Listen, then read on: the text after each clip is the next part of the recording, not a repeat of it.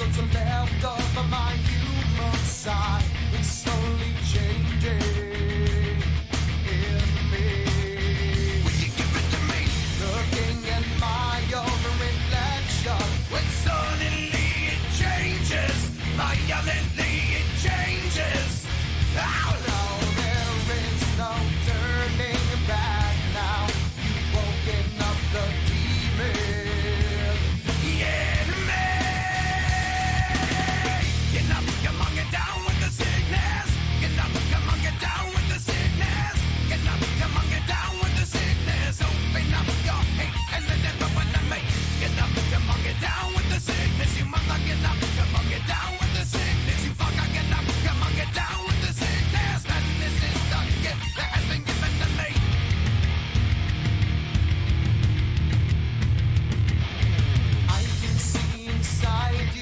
Sickness is rising. Don't try to deny what you feel. Will you give it to me? It seems that all that was good has died and is decaying in me. Will you give it to me? It seems you're having some trouble in dealing with these changes, living with these changes. Oh no, the world is a scary place now that you've woken up the demon. The enemy. Get up, come on, get down with the sickness. Get up, come on, get down with the sickness. Get up, come on, get down with the sickness. Open up your hate and let it open to me. Get up, come on, get down with the sickness. You mother, get up, come on, get down with the sickness. You fucker, get up, come on, get down with the sickness. And this is the gift that has been given to me. Every when I dream, every when I dream, every when I dream, and when I dream, no, mommy, don't do it again, don't do it again. I'll be a good boy, I'll be a good boy, I promise. No, mommy, don't hit me. Ow, I am to hit me like that, mommy. Don't do it, you're hurting me. Ow, I am to be such a bitch. Why don't you? Why you just fuck up and die? Why can't you just fuck up and die? Why can't you just leave me and die? Never stick your hand in my face again, bitch. Fuck you. I don't need this shit. You stupid, sadistic, abusive fucking whore. Would you like to see how it feels, mommy? Here it comes, get ready to die.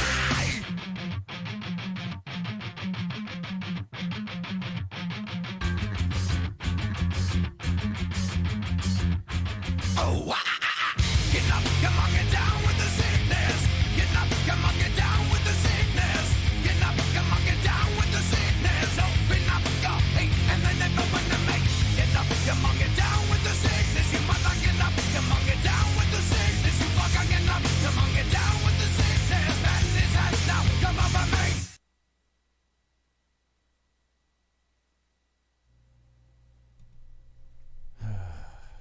You know,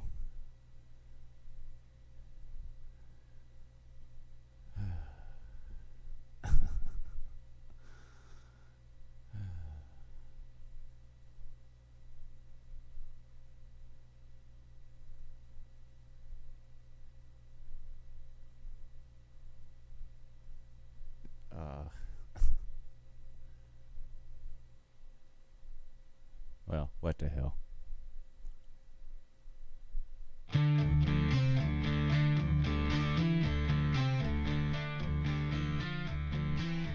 You know, the path of a righteous man is beset on all sides by the inequities of the selfish and the tyrannies of evil men. But blessed is he who, in the name of charity and goodwill, shepherds the weak through the valley of darkness, for he is truly his brother's keeper and the finder of lost children. And I will strike down upon thee with great vengeance and furious anger those who attempt to poison or destroy my brothers, and you will know my name is Lou when I lay my vengeance upon thee.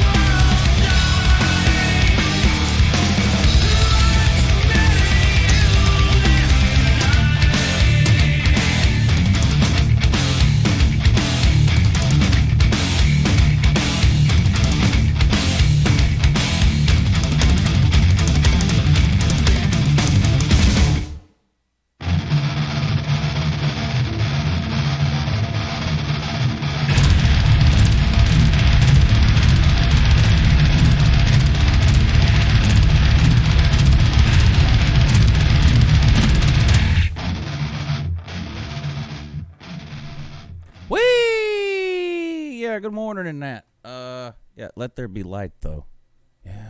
Yes, let there be light.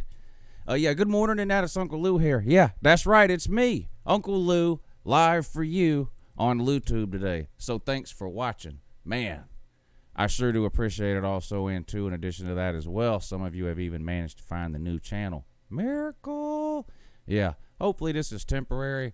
We'll see. But the videos, the live shows, just like I told you the last couple of days, are going to be here for the immediate future and the foreseeable future. We'll see what happens. We'll see how it goes. But the plan is to keep the videos and the live shows here for the time being. I will continue to upload some of the older videos that you guys are requesting to this new channel. And I am slowly also unprivating the videos from the original channel. So I don't really want to get into the whole story again, but I don't really have a choice but to do things this particular way for the time being. So this is just how I have to do it. I mentioned this on the morning show yesterday. I'm going to mention it again because I know there's some people that watch the night show that are unable to watch the morning time show. I have been posting the PayPal link in the description of the live shows, and I've never done that before. I don't use PayPal a lot. I had no idea that when you send a PayPal that you can attach a note to the PayPal. And on Tuesday night, a lot of you, by the kindness of your heart, clicked that PayPal button and donated to the channel. I did read off the names of those of you that donated, but I did not realize that a lot of you attached a note to the PayPal, similar in the way you would do a super chat. So I apologize for that. I realized it yesterday morning during the morning show and was able to read the notes that came in on the morning show, and I'll do that again tonight should any of you decide that you want to help support the channel through the PayPal feature. But like I mentioned the other night, as long as I'm on this channel, I'm working for free. I can't monetize this channel because it's brand new. That just is what it is. So I appreciate all you guys' help with watching the videos over the past few days. My goal is to get this channel monetized no matter what I do with the other channel. That way, God forbid I do lose that other channel, I have a channel ready to go. This started as a hobby for me, but this is how I make my living now, and there's some people trying to take that away from me. There's not a whole lot I can do to stop it. All I can do is take the necessary precautions that I feel like I need to take to try to prevent it from happening. Again, there's not much I can do. So, we're just going to have to see how it goes. So big shout out to all of you who have watched some of the videos on this new channel over the last few days. I'm just in a holding pattern, a wait and see type of mode until we sort of get things figured out. So I know it's an inconvenience to have to bounce from channel to channel, and I don't want you to have to do that. So I'm going to stay on this channel for, like I said, the immediate future and the foreseeable future. The other channel is not gone. The videos aren't gone. I just had to private all the videos, and I'm not going to upload anything new over there for a while. It's going to be here. So that's that. I'm not getting into the whole story. If you want to know more about the story, go back and watch Tuesday night's show on this channel 2 nights ago. Uncle Lou After Dark from 2 nights ago. Probably the first 30 minutes or so, I go into a lot more detail on the story, but that's just what it is. How many of y'all want to put your tongues back in your mouth to avoid the seizure alert? Why do I always forget to do that? Can I get a hashtag professional in the chat, please? Forgot to turn the flashing lights off again. But I did turn the microphone on time today, so that's a positive. That's a positive thing. So anyway, how are you guys doing today? I have this sort of spiel that I give every time I start a live show, whether it's the morning or the night show, right? I say, hey, welcome to Uncle Lou After Dark. This show is 100% college football 100% of the time. And then the morning show, of course, is hardly any college football at all. And I say that on both shows because I don't want people to tune in and get something they're not expecting to get. It's hard to come up with football conversation from about February to June anyway. Now, with spring practice even being canceled, the spring games are canceled, all sports are canceled, it makes it even harder. So I'm going to do my best to talk some college football today. I'm even going to talk a little bit of NFL today, which is a risk because I know a few of you already are about to hit that log off button as soon as I start talking about the NFL. But you guys know me when it comes to the NFL. I watch the NFL. I'm a fan of the NFL from a college perspective. So Todd Gurley was cut today by the Rams. Not traded, cut, released, as in we don't want you here no more. Which I don't think that's really what it was. I think it was more of a money issue, a salary cap issue. He was due a ton of money if they kept him through the end of the day today, and they've decided that they just didn't want to pay him. I still think Todd Gurley's probably one of the best 5 running backs in the NFL. He had an off year last year, coming off a knee injury at the end of the year before, but he's still young. He's still got plenty of tread on his tires, and whoever gets him, and I have no idea who it will be, but whoever gets him is getting a top flight NFL running back, in my opinion. I don't care one way or the other about the Rams. I've enjoyed watching Todd Gurley play, and he had a couple of really good years for the Rams. He led the league in all-purpose yards one year. He won Rookie of the Year one year. And of course, he made it to a Super Bowl, was unable to play all that much because of that injury, but nevertheless, he was there. So pretty good career so far for Todd Gurley, but it's going to continue somewhere else. Not in Los Angeles, not with the Rams. I don't have any idea. Tom Brady, I guess, is going to Tampa Bay, which is just going to be weird. This is probably the weirdest thing I've seen. Watching Tom Brady play for a team not named the Patriots is probably going to be the weirdest thing I've seen since I saw Brett Favre play for the Jets and then the Vikings, right? Joe Montana playing for the Chiefs was weird. This just seems weird. He's been there forever. But listen, I get it. I think it was yesterday morning, me and BVD were talking about it, and I said, hey, I get it. The guy is, 42 years old? Been playing football every single fall since he was, 6 or 7 years old? So for 35 years, every single fall, this guy's been playing football. It's got to be hard when you think you can still do it, but the team that you've been with for 20 years thinks you can't. It's got to be hard to just walk away. So we see this a lot in professional sports, where an athlete just refuses to walk away or give up. I'm not saying that Tom Brady is washed up. I have no clue. I don't know. The guy is a machine. He's 42 years old. He plays like he's 30. I mean, he doesn't play like a 20-year-old. He can't run. He can't move.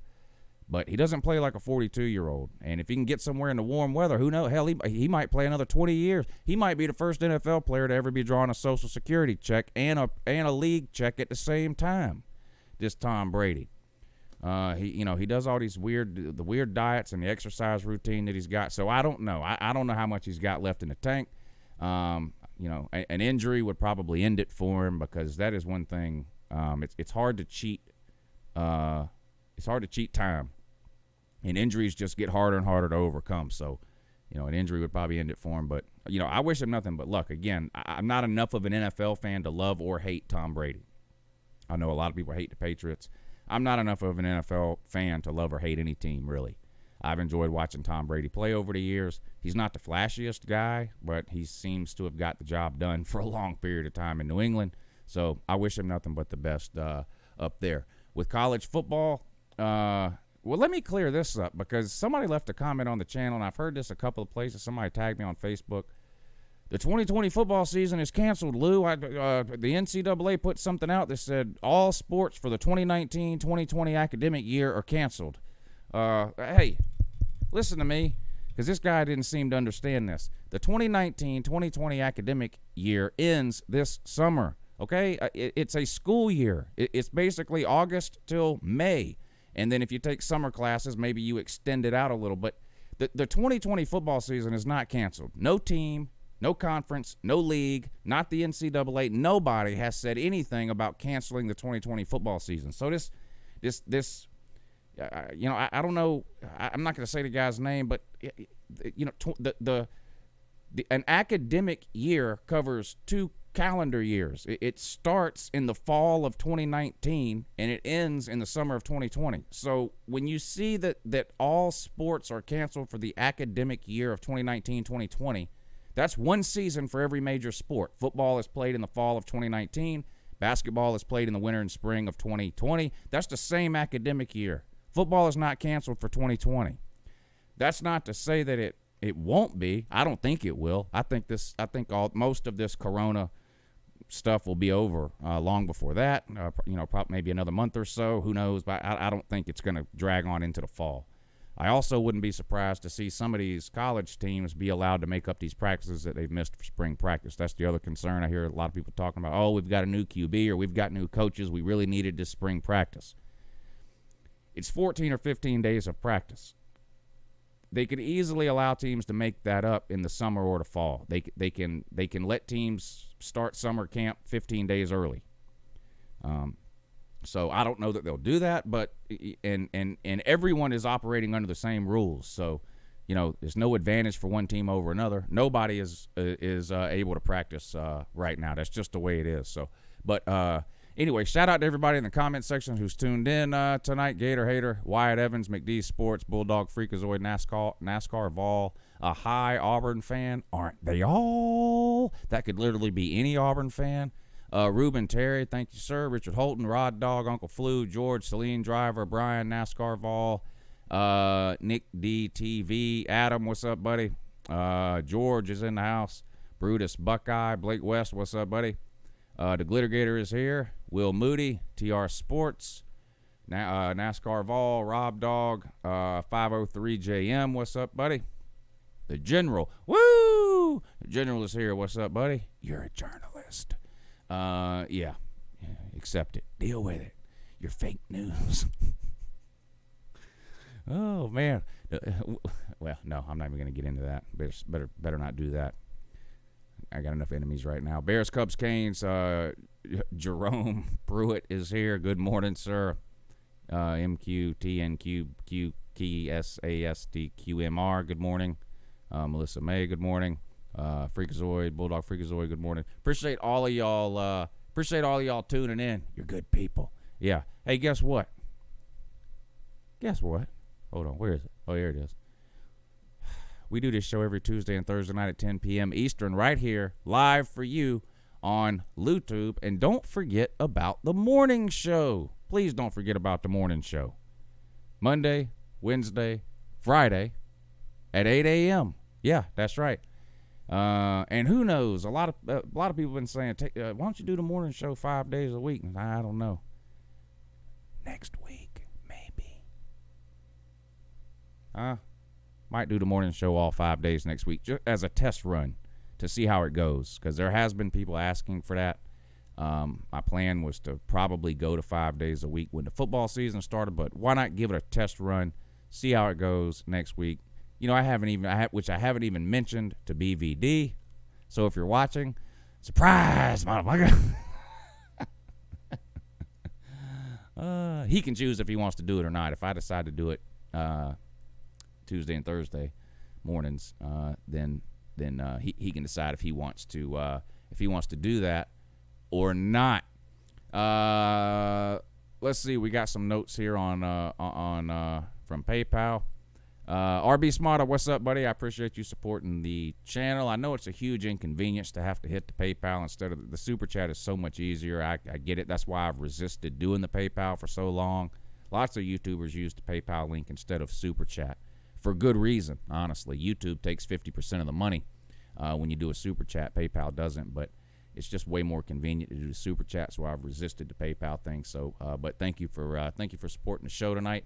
Mr. Smada, and he says, hope you reach the minimum watch hours and subscriber count. I will. It's just a matter of A, how long it'll take me, and B, how long it'll take YouTube once you hit it and I submit the form. How long will it take YouTube to get around to flipping the switch? Because YouTube's down to about 25% workforce right now. So everything they're doing is delayed right now. So we'll see. But I appreciate the super chat.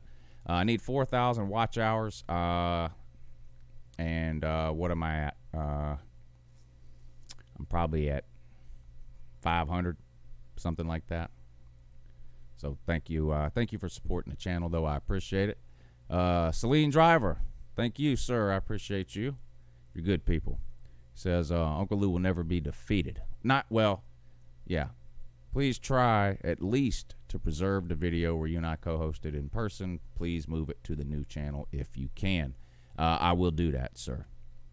I saw the comment. I asked you if you could tell me. It would be a huge help to me if you could tell me the date. And I saw the comment where you left the date, and I wrote it down. So now that's a long video, so it'll take me a while to download it. But maybe tonight when I finish up, I'll start it downloading, and then in the morning, and it'll be downloaded in the morning, and then I can upload it to the new channel. Thank you for supporting the show tonight, though, Celine Driver. I really appreciate it. And let's see, with sugar on top, clean the carpet. Pretty pleased with sugar on top, clean the carpet. Keep doing what you're doing, sir. Thank you, Bears, Cubs, Canes, for supporting the show tonight through the God, I keep saying super chat, through the PayPal link. PayPal link is in the description if anyone is looking for it. I appreciate you guys supporting the show. But no, I won't be cleaning the carpet anytime soon. That would make about as much sense as painting the spots on the ceiling, because that's what that is. You know, in a lot of the videos, especially the ones where I'm walking around ranting and raving, holding the camera out in front of me, or a couple of times when I've like thrown the phone down and you can see the ceiling. This is in case anyone doesn't know, I'm in my garage. This is where I do this show. And the humidity here is ridiculous, and this garage is not insulated. So anyway, the ceiling is popcorned out here. Now you know what that is, textured popcorn ceiling. And there's certain spots in the garage where the paint has fallen. Like chunks of it have just fallen down. And so that's what that is over there. That's what that is. So no, I won't be cleaning that up. You're the first one to mention that, though, so thank you. Now, I get hundreds of people all the time will mention paint your ceiling. But no, won't be painting the ceiling. Also won't be cleaning up the carpet. But again, thank you for thank you for the note. And thank you for supporting the show. I really appreciate it.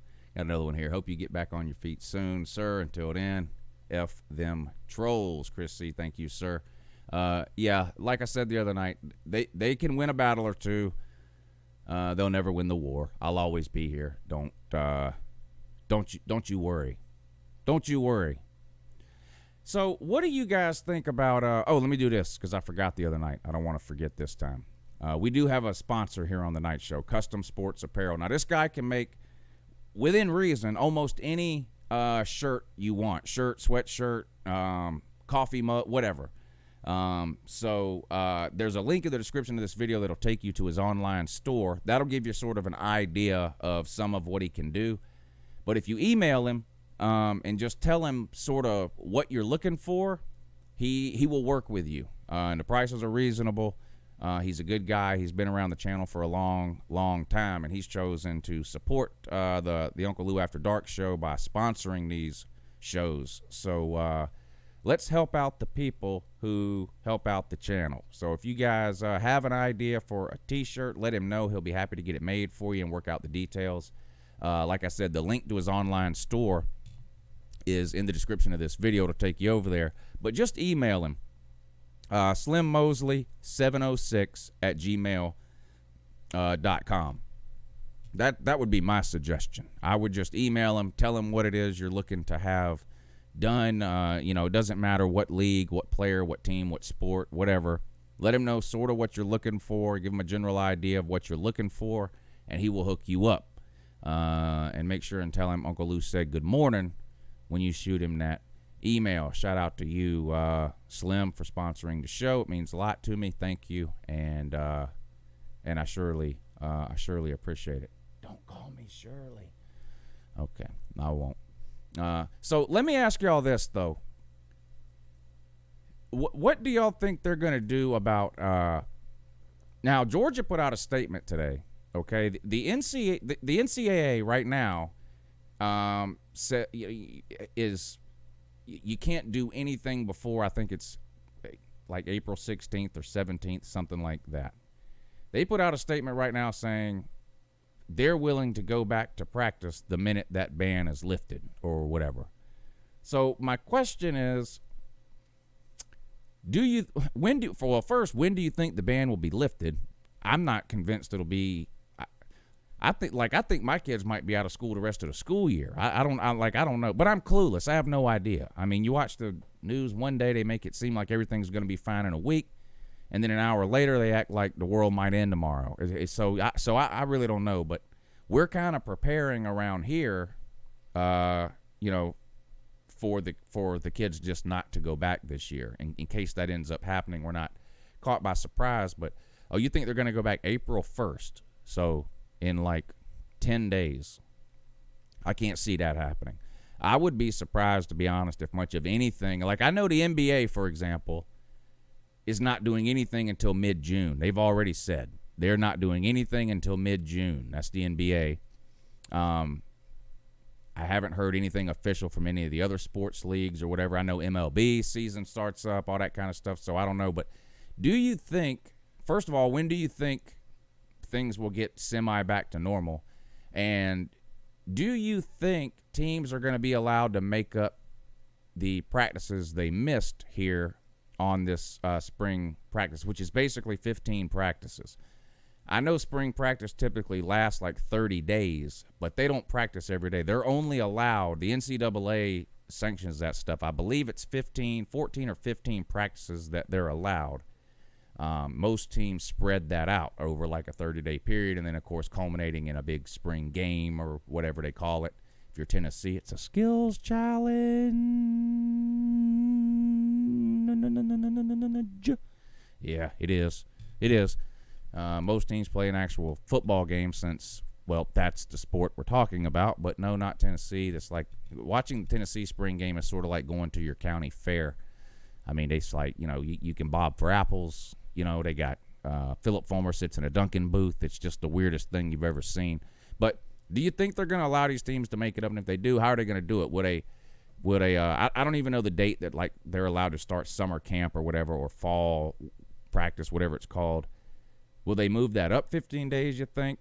20 days, something to give them some extra practice time? Or will they just say, well, listen, everybody missed spring practice, so we're all, you know, everybody is equal, so you're just not making it up? What do y'all think's going to happen? Hi, Auburn says, yeah, we all miss sports. And this is really one of the best sports times of the year, too. I mean, I know we don't have any college football games, but outside of that, I mean, you typically have the Masters getting ready to crank up, the NCAA tournament, the Kentucky Derby, baseball is starting. NBA is in full swing normally this time of year. XFL was on, and some people were enjoying that. And, I mean, it seemed like overnight everything just got yanked out from under us. It was terrible. Rob Dog says, Uncle Lou, the old channel does look like it's back up. I am slowly all I did was put the videos on private. That's all. The channel never went away or got taken down or anything like that. I just chose to put the videos on private. I have my reasons for doing it. I'm not going to discuss the reasons, because to discuss the reasons, well, it doesn't matter. I'm just not going to discuss the reasons, but I chose to put all the videos on private. Slowly, I'm going to add the videos back. So today, I added back all of the schedule previews and every other video that I've done. Basically, I added back like the last 2 months worth of videos today. That's what I did today. You know, tomorrow or the next day, I'll add back, you know, another set of videos, and it's going to go like that for a while.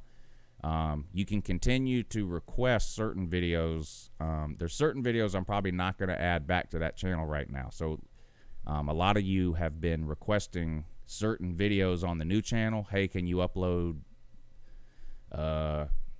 you know, fat people at Walmart on the new channel? Yeah. And so I upload fat people at Walmart on the new channel like I did today. So you can continue to leave comments like that on the new channel, like, hey, whatever video you want to see, I'll do my best to find it and upload it on the new channel until this situation gets resolved in that. So, yeah. Bulldog Freakazoid says, I think you should keep this channel for live streams. You know, I have considered that. I have considered permanently keeping two channels, one for live shows and one for all the uploaded videos. I have considered that. I have considered that, and that might end up being what I do. That might end up being what I do.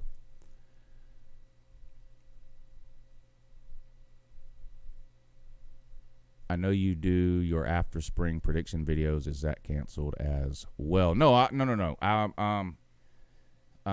Now, what I probably won't do, I usually do a post spring practice top 10 poll.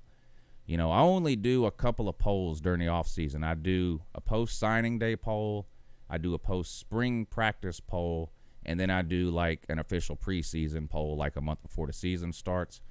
I don't know that there's any reason for me to do a top 10 poll in April now, because there's not going to really be much that we've seen, because, normally I'll watch all the spring games. Maybe teams have got their quarterback situations worked out during the spring or whatever, so I'll make another top 10 and maybe move a couple of teams around.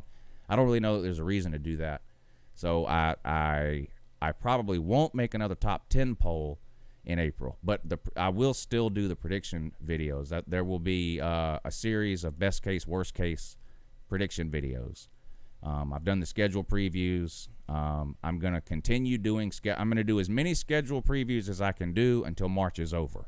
So however many that ends up being. And in April, I'm probably going to start the best case, worst case videos. And then in July, I do the official prediction videos where I pick a team's exact record and who they will beat and who they will lose to. Yes, the playoffs are tonight. We'll start those up in about 30 minutes or so. It's going to be Georgia. Who won between Notre Dame and Michigan? Didn't Notre Dame win? And Georgia's the 1 seed, so it's going to be, I believe it's Georgia versus Notre Dame tonight. But, yeah, that'll be coming up at 11 o'clock, Georgia versus Notre Dame in the we really need to win a natty this century playoffs that we're doing here on the channel. Georgia's the 1 seed. You've got, I believe it's Oregon is the 2 seed. Wisconsin is the 3 seed. And then we couldn't decide on the 4 seed between Notre Dame and Michigan, so we had a playoff between those 2 teams last week. Notre Dame won, so they get the 4 seed. So that's what it is. So Georgia versus Notre Dame tonight. And I don't know how many of you remember, but, of course, Notre Dame and Georgia played last regular season, right? Georgia ended up winning a close one.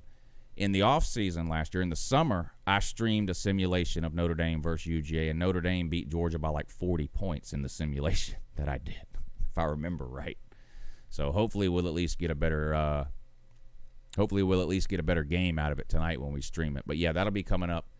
Around 11 is when we'll do that. Georgia versus Notre Dame, and then next Tuesday night, the next Uncle Lou After Dark. Next Tuesday night, we will do the 2 versus the 3, which will be Oregon versus Wisconsin. And then next Thursday night, we'll have the championship game. So it'll be the winner of Georgia and Notre Dame versus the winner of Wisconsin and Oregon. That's how that's going to be. Waikiki, thank you for this for the PayPal, sir. I see your note. Conspiracy theory: U.S. creates a biological weapon via virus, secretly transports it to China, activating it in the exotic meat market, thus making this seem like it all comes. Oh, I'm sorry. That was Rob W., not Waikiki. I apologize. There's not even really anybody named Waikiki. I just say the name wrong. But Rob W., there's a million conspiracy theories about the coronavirus. You guys know me. I love talking about conspiracy theories. Sometimes I troll a little when I do it. Sometimes I don't. The flu vaccine, I'm totally against the flu vaccine. I'm not against anyone else getting it. I'm not a doctor. Don't not take the flu vaccine because of me, but I don't take it. I've never taken it. I have a problem with the whole thing around the flu vaccine and that. With the coronavirus, as far as the virus itself goes, I'm going to be honest, I tend to believe what I'm being told, which is that, some guy stuck his hand in bat shit or whatever it was and then touched something and ate it, and that's how I tend to believe it was just an accident. It just, animal to human transmission in China, and it just got out. But there are some very interesting conspiracy theories floating around about the coronavirus involving everything from 5G cell phones to the news media, to the Democratic Party, to Russia. You name it. So there's some very interesting ones floating around, but my honest opinion on it, not that it matters, is that in this particular case, we're actually being told the truth, at least in terms of how it started and why. But again, that just because I think that doesn't mean anything at all. Celine, thank you, sir. He says again, BVD to go off 5 days in the morning. Step it up. Just let me know when you need me there. Yeah. I haven't even mentioned it to BVD yet, but we'll see. It'll be up to him. I mean, I'm not BVD's boss. We do the morning show together. It's a collaboration between me and BVD, so it's not like, he doesn't work for me. It's not like that, so it's totally up to him if he decides he wants to do it. But Celine Driver, I know you're I know you're always willing to step in, sir. You've been a big help in a lot of ways. And I know you would help out any way you could. So I might take you up on that too, to be honest. Just if I'm gonna keep it real, as the kids say. I asked this on the morning show. I want to ask it here too. I know this is a football show. We talk 100% football 100% of the time. Listen, I'm sorry. It's coronavirus season. It is no other season. It's coronavirus season. I was talking with Miss Lou tonight inside, and I was saying, how long do you think it's going to be before we know somebody that gets it? There are some people in this area that have it, in the Augusta area that have it, but whether they're in the Augusta area or not, me or Mrs. Lou, either one, don't know anybody that has it. We don't even know somebody. You know how somebody will say, well, I don't know anybody that has it, but my cousin's neighbor who dog sits for the lady that used to teach me in second grade, son, well, the girl he's used to date's mother has it. I don't even have a story like that to tell, but I'm curious how many of y'all, if any. Well, first of all, General was in here earlier, and he says he has it. Now, General, when you say you have it, have you been tested and it came back positive? Or what? And for everyone else, do you know anybody that has it?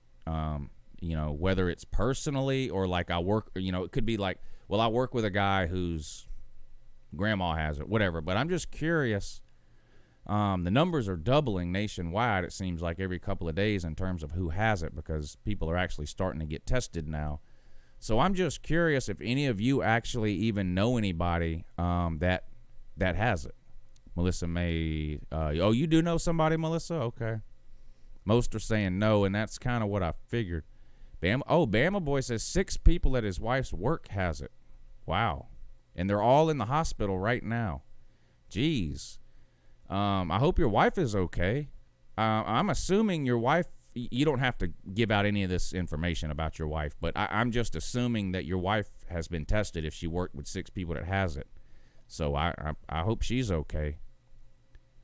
That's scary, though. 6 people. Most people are saying no. The general, I still don't know if the general was tested and has it, just thinks he has it, or is just trolling. I still really don't know. Ruben says there's 30 people in the county below mine.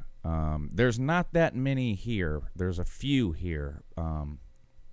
But I have it on good authority that there are several people in the hospital right now that they're monitoring that they think might have it. So we'll see. I don't live in a huge city, I don't live in Atlanta or anything like that, but Augusta is not a tiny city. It's the second largest city in Georgia, but it is pretty spread out, and that seems to be the issue. It's congregating in a lot of dense places. Augusta is not really a dense environment in terms of people. It's the second largest city overall in Georgia, but it's sort of spread out. 23 cases in Buffalo.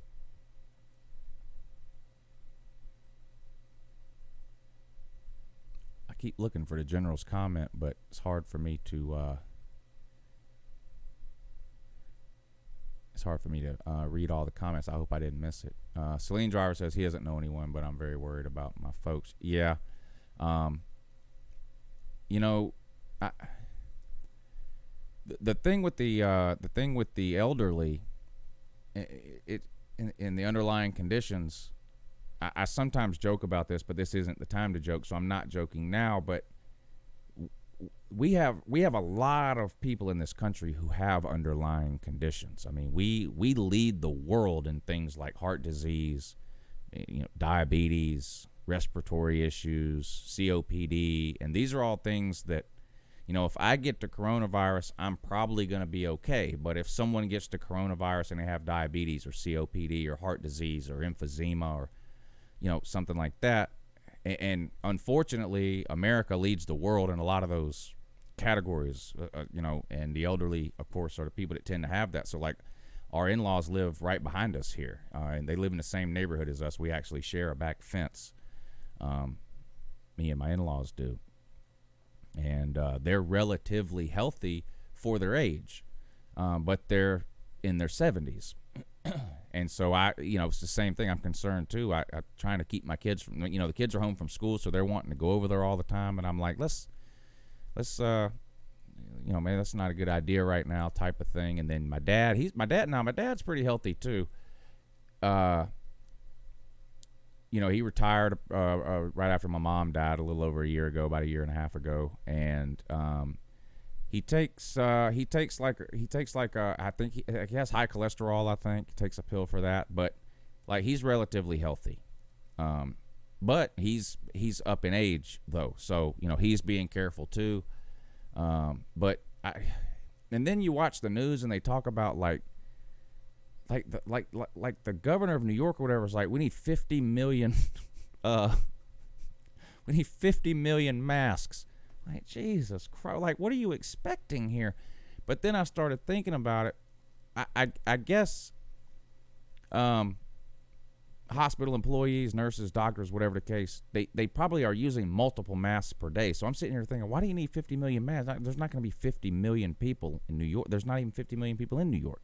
But I guess medical workers are using multiple masks per day is the issue, I guess. But then the respirator thing and the overcrowding in hospitals, that will be the big issue if that happens. I mean, that's what got out of hand in Italy so bad. They probably could have saved some of those people in Italy that died. They probably could have saved a lot of those people, but they didn't have anywhere to put them. I mean, you have people in Italy, you had doctors and hospital administrators in Italy who literally had 20 people in a hallway. They all needed respirators, and they only had 5 respirators. And so, somebody is getting put in the position where they're basically choosing who lives and dies. I mean, that's just a horrible, I couldn't imagine being in that situation and having to make those types of decisions. And I guess that's the biggest concern for some of the bigger cities in the United States, like New York, San Francisco, which is on lockdown, Atlanta down here, Chicago, these huge cities. If a whole bunch of people end up needing ICU care, intensive care, and respirators, I guess they just don't have enough. That seems to be the biggest worry that I see when I watch a lot of this coverage on TV or whatever. But because, like I said, there's a few people here that have it, but not that many. Not that many at all. Yeah. I see somebody talking about a call. No, we're going to skip the calls again tonight. We'll get back to the calls next week.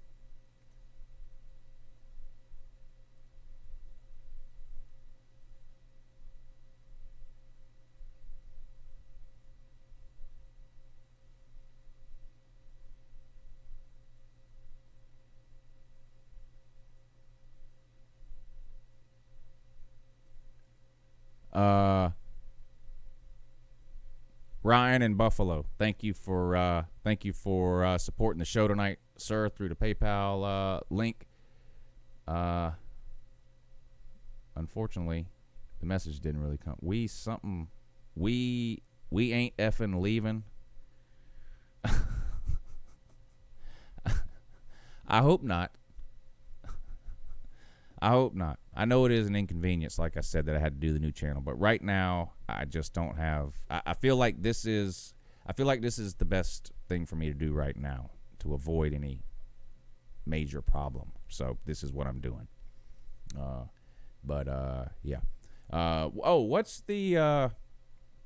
What's the spread on tonight's game? Notre Dame and Georgia. Who's the favorite? What's the spread? You gotta let me know. Maybe some of you, I don't know, some of y'all, I don't know, are y'all degenerate gamblers? Some of you probably are. I don't know if y'all want to put some money on it. But Randall says PayPal link not working. Well, it's worked for a lot of people. It's in the description of the video, and it's worked. It's worked for a lot of people. So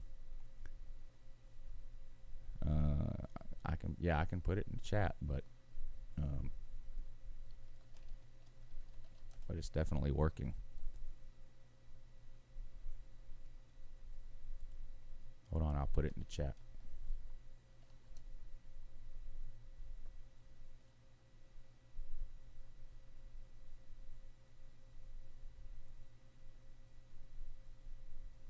It's paypal.me / Uncle Lou here, but here it is right here. That's it right there. paypal.me / Uncle Lou here.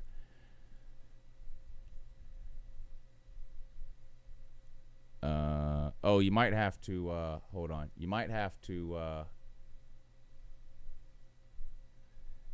copy and paste it. I see what you're saying. You can't click on it. Is that what the issue is? You just can't click on it. You might have to copy and paste it in. I'll try this, but I don't know if this will work.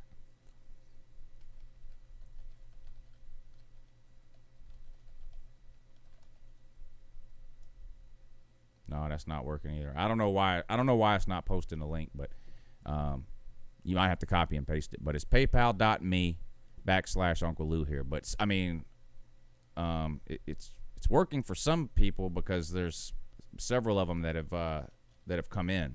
So I'm not sure what the issue is. Maybe it's not working. Maybe it's clickable on a computer but not on a phone, or the other way around or something. I'm not sure. I know this is a huge inconvenience, and I'm sorry, but again, I don't use PayPal all that often. So, but I do know the link is paypal.me / Uncle Lou here, if that helps. As far as if the link is working or not, I don't know anything about that. So, sorry. The general says, who had the virus play? Well, according to you, it played you and is winning. But again, I've asked a bunch of times. I don't know if you've taken a test or you just think you have it or you're just trolling. I'm not sure, General. So we'll see. No, it's not Technology 1, Uncle Lou 0. No, it's not. It's not, because like I said, it's working for several people. So I don't know if just the link's not clickable for some of you for one reason or another, or what the deal is. But what is this? 1, 2, 3, 4, 5. I mean, it's worked 7 times. So maybe some of the mods can try to post it. Maybe I don't know. Anyway. No, that sounds like too much work, Bears, Cubs, Canes. Okay, well, if you can't click it, then just copy and paste it.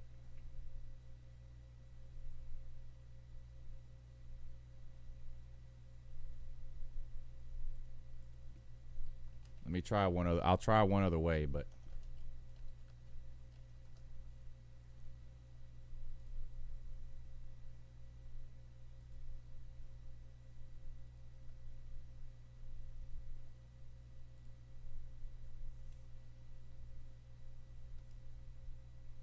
there you go.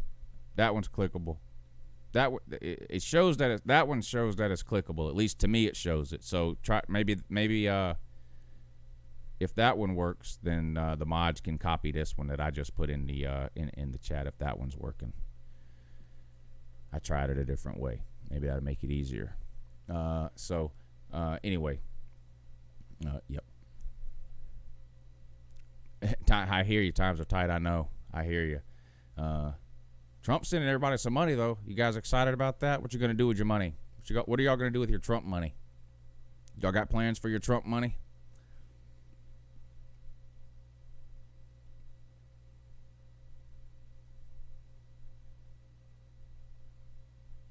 Stay ahead of Armageddon. Some people are going to stock up on toilet paper, aren't they? Somebody's going to go to Costco and buy whatever. However, I don't know what do you get, $1,000? Somebody's going to go to Costco and buy $1,000 worth of toilet paper. Some people say put it in savings. Don't listen to me on financial advice. Investing it might be a wise decision too, as far as the stock market has fallen. The stock market has lost everything that it's gained since Trump got elected. It's back to where it was before he even took office. It's down almost 30% in the last 2 or 3 weeks. So that might, if you don't need the money, that might be a good place to put it. Brian says he's going to Mar-a-Lago. I don't even think you can park there for $1,000. Yeah, General says he's investing his.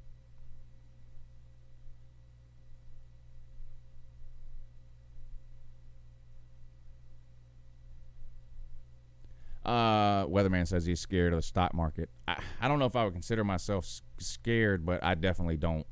I'm no expert at all.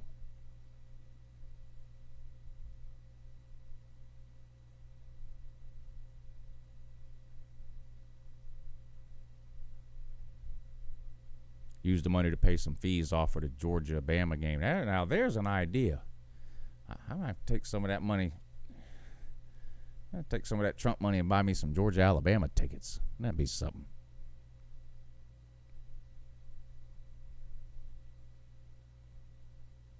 A new gun, somebody says. Don Atkins says he's going to pay the refs with his money.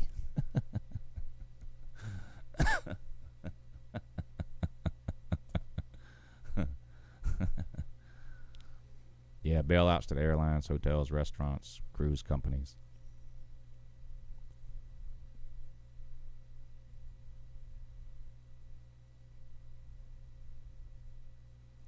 Freakazoid says you only get that $1,000 if you're paying taxes. That's not true. That's not true. Every American citizen over the age of 18 will get it, regardless if they paid taxes or not. Unless they made over whatever they're going to put a cap on it, probably somewhere around $75K. If you make over $75K, you won't get it. But every American over 18 or over will get it. Doesn't have anything to do with it. I'm assuming you're talking about people who don't work or are on welfare or something, but they're going to get it too.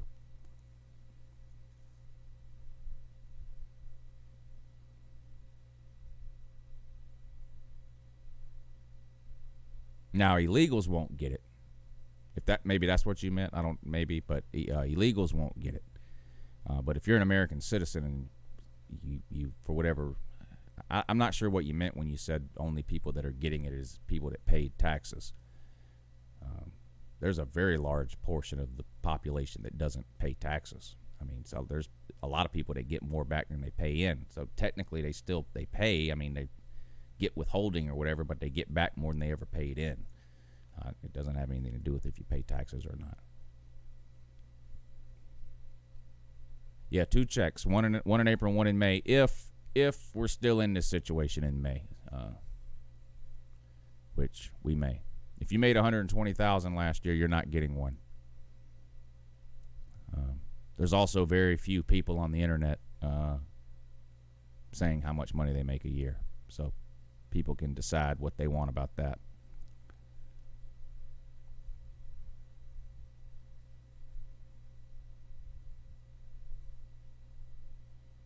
Tyler says, well, I get it. I'm 18, but I live with my mom and dad who make more than $99K. I think, yeah, you'll get it. You'll get it. I would assume.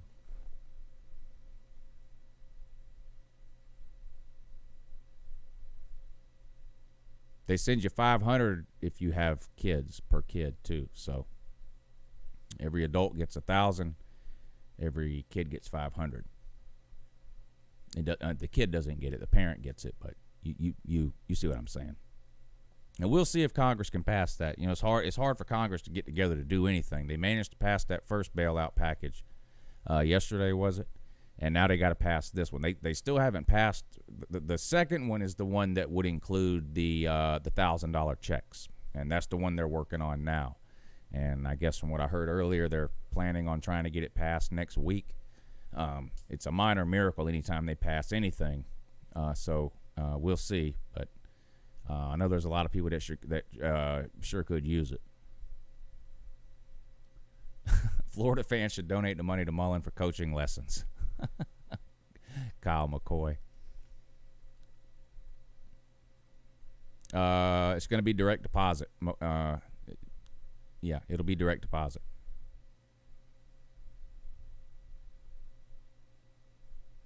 The government doesn't send out checks anymore. They don't even send out like Social Security checks and all that. They don't even do that anymore. It's all direct deposit now.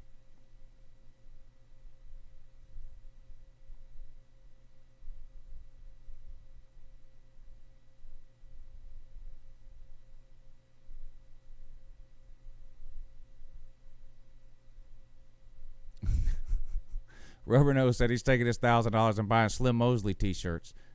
Not the worst idea I've heard. I'll be honest with you. Not the worst idea I've heard. Jordan says we ain't never going to see that money. They did this before. They did this in like 08 or 09, and then they taxed people on it the following year. Remember how mad people were? The government sent out checks to people in 08 and 09 when the stock market crashed and the banks failed and all that. Then the following year, they taxed everybody on it. People were mad as hell. All right, Bulldog. We'll see you next time, buddy. They sure did. People were mad as hell. I remember that.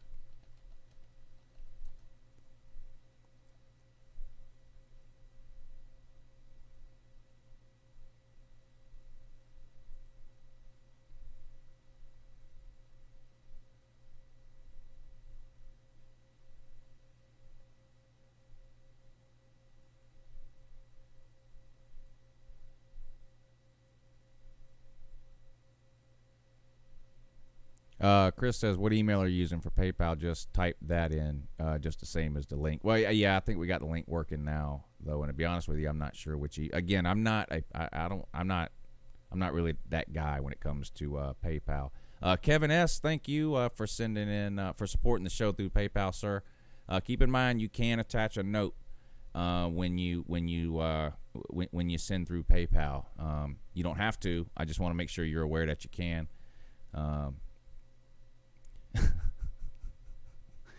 That has to be Slim Shady. Thank you for sending that, sir. He says, get a real engine. Type your YouTube name in the note next time so I make sure I know who it is. I don't like saying people's actual names because some people don't want that, but hashtag get a real engine. I'm pretty sure that's Slim Shady. So thank you for supporting the show tonight, sir. You're good people. And I almost said his name when I asked. Friendly reminder, Vanderbilt and Auburn are tied all time in the series. More phone calls, yee. We'll bring the phone calls back probably next week. Not going to do them tonight. But thank you for that, David B. Appreciate that. You're good people. Yeah, you are. It's true. You're good people. Slim. Yeah, I figured that was you, Slim. Slim typed that I just read it, Rob Dog, but he said engine. Yeah, he says FSU needs to get him a real engine. I agree. Quit trotting that show pony out there. Got that guy dressed up like it's Halloween. 19-year-old, white kid they drug out of a frat house, painted him up like an engine, threw him up on that show pony, threw the flaming spear in the ground. And it's kind of old and played out. It's 2020. So, we don't talk politics here, P-Hub. So,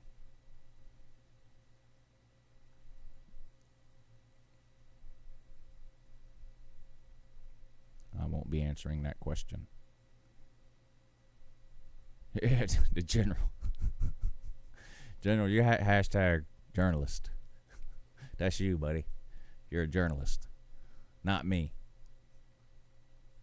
I'm just an idiot with a camera and a YouTube account. That's it. You're hashtag journalist. You write articles and whatnot. That's journalist as hell.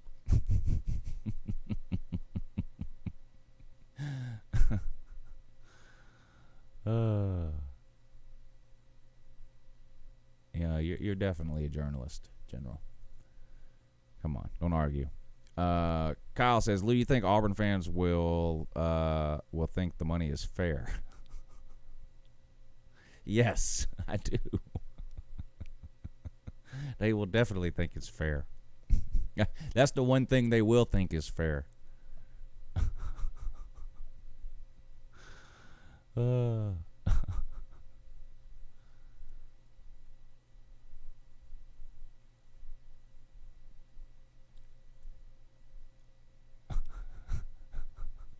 Some of these comments, man. I do miss this about taking a phone. When I take phone calls, I have to purposely make myself not look at the comments because it's not fair to the caller then. Because I end up getting so involved in what's going on in the comment section that I miss what the caller says, and I just it's not fair to the caller. I do miss these shows though, where I just sit here and laugh at what some of the things you guys come up with in the comment section is grade A comedy. I do miss looking at the comments like this. This is pretty funny. Sometimes on the live shows, even when I take phone calls, like maybe the next morning while I'm eating breakfast or something, I'll pull the live show up just so I can read along in the live comments to see what you guys were saying. The comment section, a lot of times, hell, almost every time, the comment section is way more entertaining than anything I'm doing on camera. That's for sure. 100%. There's no question about it. Let's go ahead and stream this football game, though. Georgia versus Notre Dame. I'll get it fired up. It takes me about 5 or 6 minutes to get the Xbox turned on and the system here set up to stream the game for you. So while we do that, here you can look at this. And I'll play you a song, and then we will get to the game. So y'all stick around. We're going to stream Georgia versus Notre Dame. See who comes out on top in that.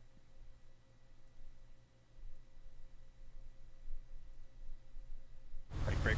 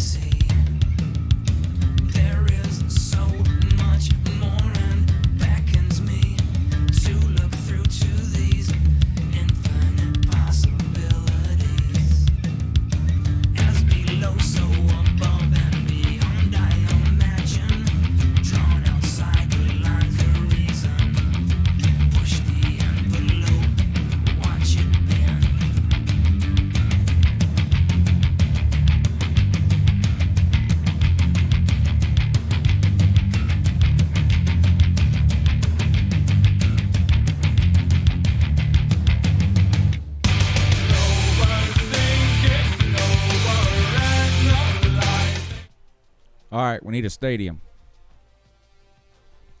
First stadium I see mentioned in the comment section, that's where we will play this game, Notre Dame versus Georgia. It's got to be a neutral site, so it can't be Notre Dame or Georgia.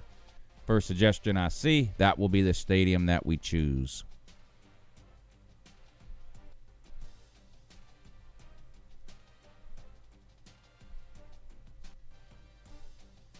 All right, the Swamp.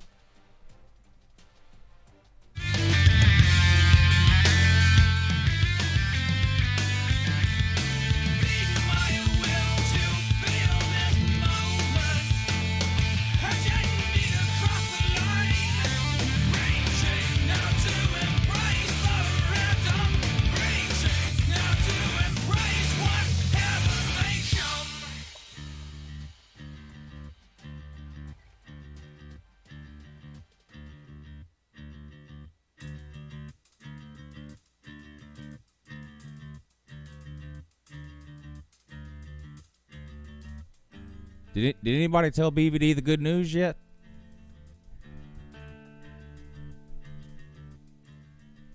Great news, BVD.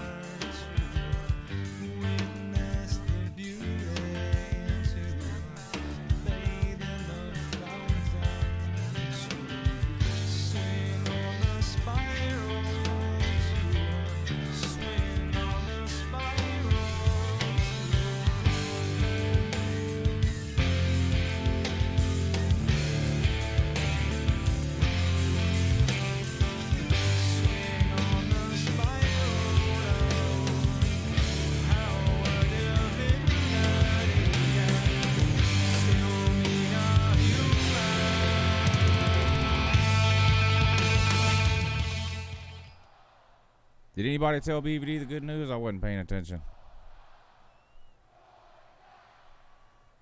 I forgot to tell him before I announced it. Sorry about that, BVD. All right, Georgia receives and takes a knee. They'll start out at the 25. They have to.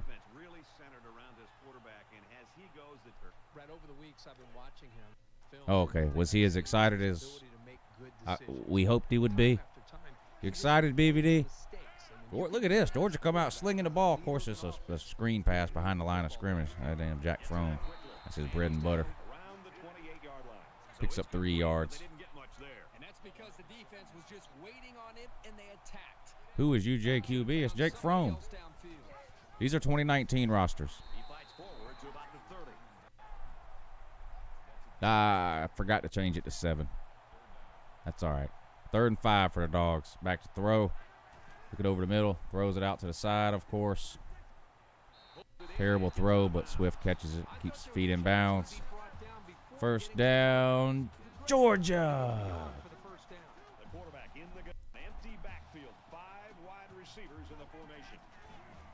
What is this? You know, that's not realistic at all. Fromm just ran the damn ball.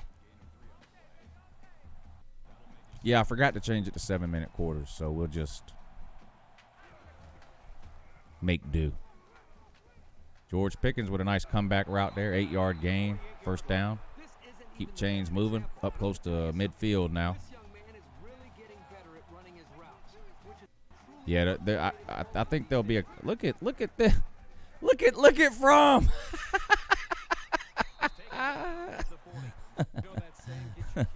Oh my God. No, YouTube does not offer medical or dental insurance. Mrs. Lou works for the Department of Defense, though. They offer it.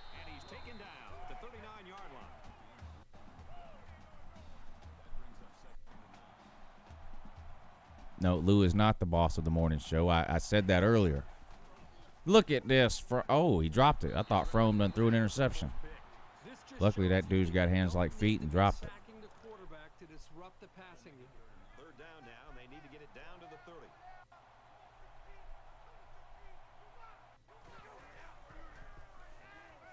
They had to get rid of it that time. Fourth down. Forced to punt here on the Notre Dame, from the Notre Dame, well, they're on the 40. They'll be punting from right around the 50. Going to try to kick it out of bounds. Not a good kick, it didn't look like. That turned out to be a nice little punt there. It was just a little pooch kick, but it was very effective. Well, out of bounds at the 19. Could have been worse. So Notre Dame takes over just inside their own 20-yard line. Back to throw. Ian Book looks, fires, complete out in the flat, up close to a first down. They're going to mark him a little bit short. It's going to be 2nd and inches here. Nice pickup as they connect on the pass play. It looked to be in sync right now. They're both reading the defense properly, and the result is a nice game. Throws again. Picked off. This is going to be a pick 6. 20, 15, 10, 5, touchdown. It's Eric Stokes, I believe.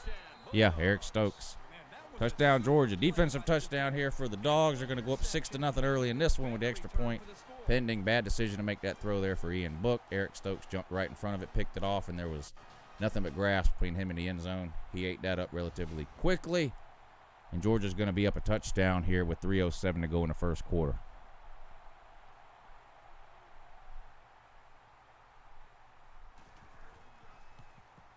He splits the uprights with the extra point. 7-0 Dogs on top. A defensive touchdown here. Puts the first points on the board. Georgia set to kick off. Hot Rod boots it. You already know it's going into the end zone. Almost made a field goal on it. Touchback. Notre Dame is going to take over at their 25. So the offense will come back out onto the field, hoping for a little better result than that last pick 6. This quarterback needs to be a little I hope we're not playing SEC or USC Junior, because that didn't work out too well. Takes it left side, and he's brought down to the backfield. Loss of 2 on the run by the halfback.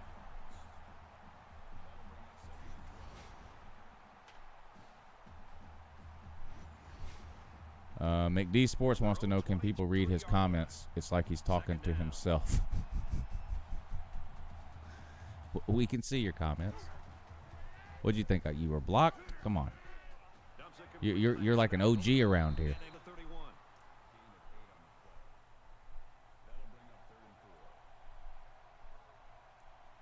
Third and 4 for Notre Dame. Let's see what Georgia's defense can do here. Can they come up with a stop? Can you get off the field? Draw play up the middle. Nowhere to go.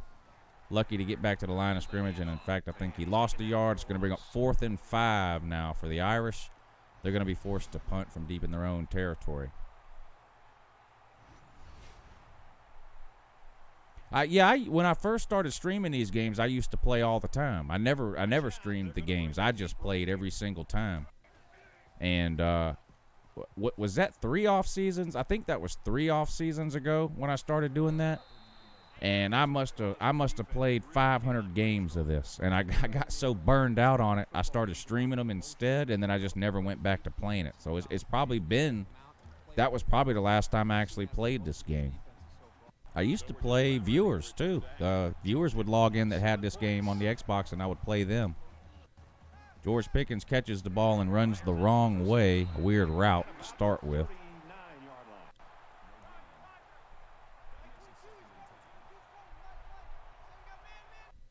Braun back to throw on 2nd and 10. Got all day. Goes deep to the right side. And it's intercepted, but was he out of bounds? I think they're going to say he got a foot in. Nope, they're going to say he was out of bounds. Lucky break there for the Dogs. Terrible throw by Frome. 3rd and 10 now. Shotgun 4 wide. Frome back to throw. Looks, fires short. Jesus Christ. Dogs are going to have to punt again.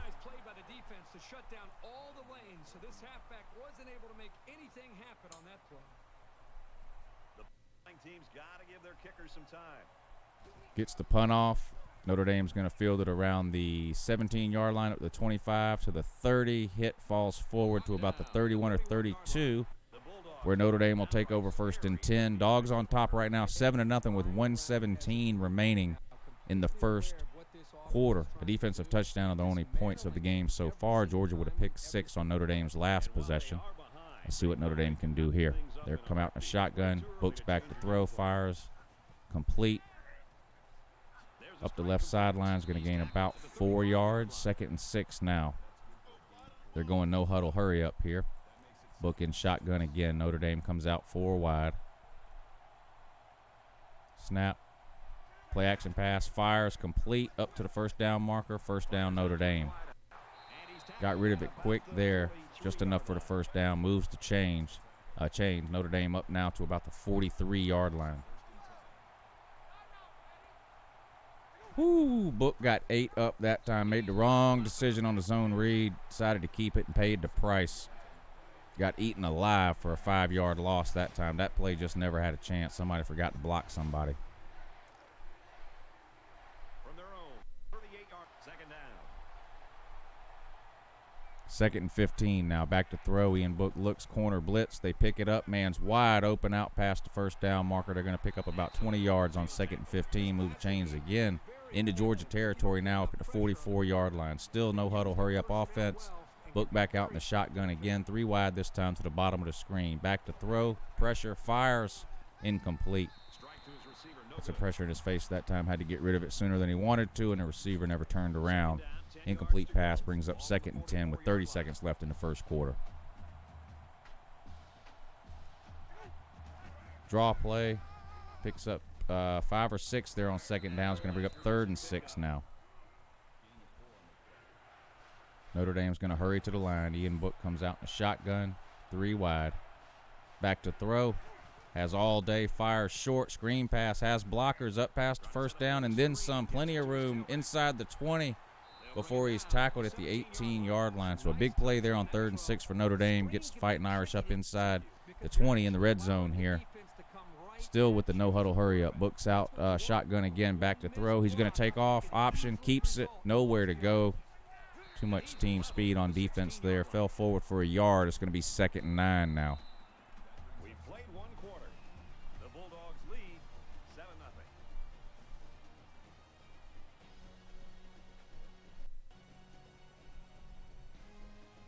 Into the first quarter here in round 1. We got number 1 seed Georgia facing off against the 4 seed Notre Dame in the we really wish we could win a natty this century playoffs here on LouTube. This is the 1 versus 4. We got 2 versus 3 coming up next Tuesday night, which will be Oregon versus Wisconsin.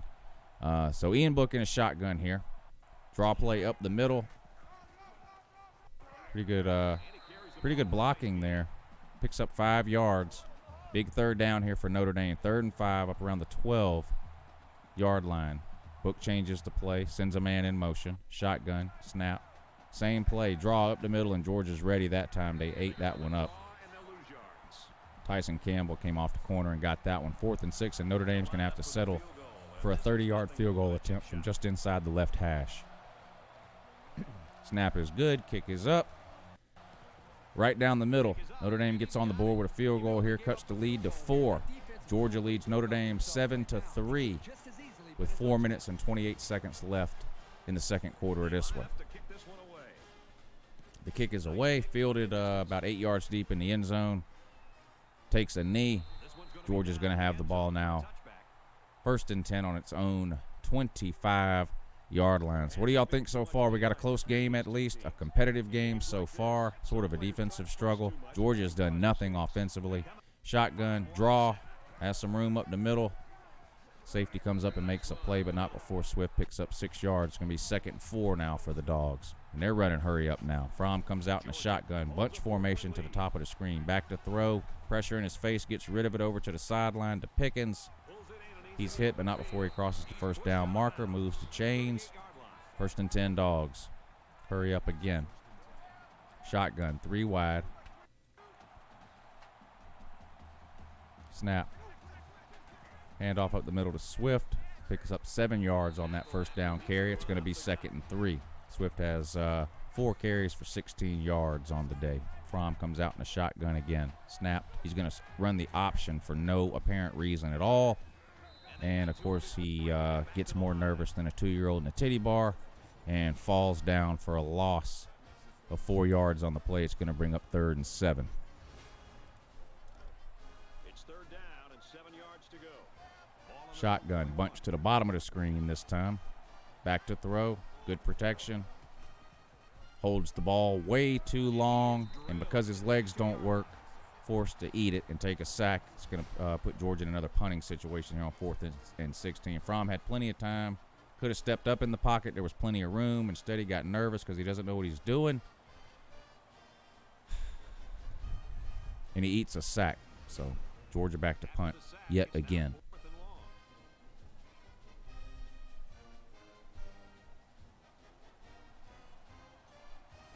Punt is away. Good punt, booming punt down to about the 23-yard line, fielded. Good coverage by the Georgia special teams unit there. Not much on that return. This defense has played well enough to be able to win this game, obviously, but at some point you'd love to see their own offense. 3:19 to go till halftime. Notre Dame's going to take over here, trailing 7-3. They've got the ball on their own 32-yard line, 1st and 10. Handoff, nowhere to go. Fights forward for a yard or two. It's going to bring up second and 8. Big Dog, thank you for supporting the show tonight, sir. Thank you for clicking that PayPal link. He says this is Big Dog. Just get the lady. I mean, the 3 Snickers. Wrench doesn't work on the new channel. Wrench doesn't work. Do you mean you don't have a wrench? Is that what you mean, Big Dog? If I happen to see your name in the comment section, I have to. You create a new channel, it doesn't carry the mods over from the old channel, so I've been adding them as I see them. I see you. There you go, buddy. Notre Dame complete down to the 5-yard line now. 2nd and 3. They're threatening here, trying to take the lead for the first time in the game. 2 minutes and 39 seconds to go. 2nd and 3. Booking a shotgun, 3 wide. Sends a receiver in motion. Back to throw. Good protection. Fires to the corner of the end zone. Touchdown. Touchdown, Notre Dame. Or was he out of bounds? Nope, they're going to say he was out of bounds. I thought it was a touchdown. Are they going to review it? Doesn't look like it. 3rd and 3. Big play here for Notre Dame. Georgia's defense looking to make a play. Hold them to another field goal. Book changes to play. Back to throw. Fires over the middle. Dropped. Would have been short of the goal line anyway, and Notre Dame's going to be forced to settle for another field goal. So Georgia's bend but don't break defense comes through yet again, holding Notre Dame to its 2nd field goal attempt of the day. This one right from the middle of the field. Going to be about a 23-yarder. Snap. Kick is up, and it's good. Notre Dame cuts the lead to 1. Georgia now leads 7-6 over the Fighting Irish with 2:15 to go until halftime. The kicker looks like he's ready to kick this one. Sends it sailing down. Georgia fields this one 2 yards deep in the end zone. Harrion takes a knee. Touchback. Dogs will take over on the 25. Georgia has done absolutely nothing on offense. 7 points came from a defensive pick 6 that they got on Notre Dame's first possession of the game. Fromm back to throw again. Plenty of time all day. Fires over the middle. Caught to the – nope, dropped. Warner should have had it, and he dropped it. Actually was a good throw by Fromm that time. Hit Warner right in the hands, and he dropped it. Would have been good for 7 or 8. Shotgun again. Georgia just refuses to run the ball. Fromm fires over the middle. Caught. 1st down. Nice route there. Good throw. Hit Harrion out on a little zigzag route over the middle. 1st down, Dogs. Same formation. Fromm keeps it. Lots of room. Pick up about 8 yards there before he's rocked and dropped. 2nd and 2 now for the Dogs. Coming up on 2 minutes to go until halftime. Georgia took its first time out after that play. 4 wide. Fromm keeps it again, and he's going to be hawked down from behind because his legs don't work. No gain on the play. 3rd and 2.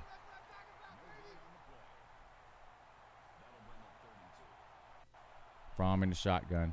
Hands it up the middle. Good for a 1st down, but not much more. 1st and 10 now. Georgia right at midfield. Clock stops to move the chains, but now it starts to run. Shotgun. 4 wide. Fromm changed to play. Back to throw. Pressure up the middle. Fires complete to George Pickens. Wide open on the right side. Tackled short of the 1st down and inbounds, though. Clock's going to continue to run. 2nd and 1 now. Georgia in Notre Dame territory up around the 41. Fromm comes out in a shotgun again. 4 wide, gets the snap, back to throw. Notre Dame blitz. Fromm fires to the sideline. Did he get his foot in? It's going to be close. Is that Tyler Simmons? How did he catch a ball? Jesus Christ. It looks like they're going to give it to him. They're going to say he got his feet in. Georgia in business now down on the 25-yard line of Notre Dame. Clock stops. Minute 22 to go. 1st and 10. Fromm back to throw again. Plenty of time. Fires. Intercepted. He threw it right to the middle linebacker. There's the Fromm we know and love. Way to kill the most promising drive that Georgia has had all game. What a nitwit. Jesus Christ, man. I am not going to miss. I mean, don't get me wrong. I will find plenty of things to get aggravated about when it comes to Georgia football in 2020. But thank God it won't be Jack Fromm. I am so tired of getting aggravated at him, I can't stand it. Book's going to be sacked there on 1st down. Brings up 2nd and 18 now.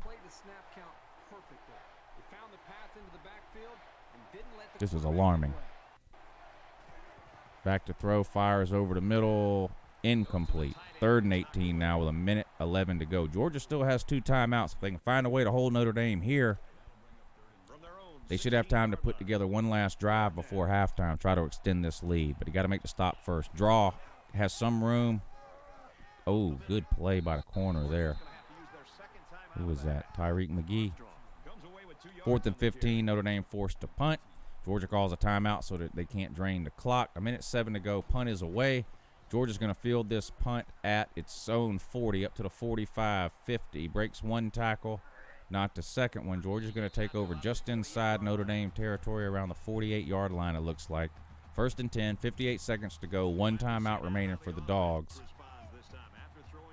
Need about 20 yards to get into field goal range. They come out shotgun 4 wide. Fromm changes to play. Gets the snap, back to throw all day. Fires deep down the left-hand side. Man wide open. Caught at the 10, and he walks into the end zone. Demetrius Robertson burned the corner on that play.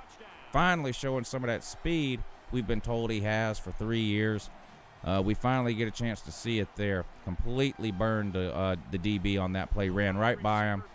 Was wide open down the left-hand side near the sideline. Caught it and waltzed into the end zone untouched. Georgia finally gets on the board offensively after scoring on a defensive interception early in the first quarter. 13-6 with the extra point pending, which is automatic with my man Hot Rod out there. So Georgia takes an 8-point lead. They're up 14-6 now with 53 seconds to go until halftime. Notre Dame does still have 2 timeouts remaining.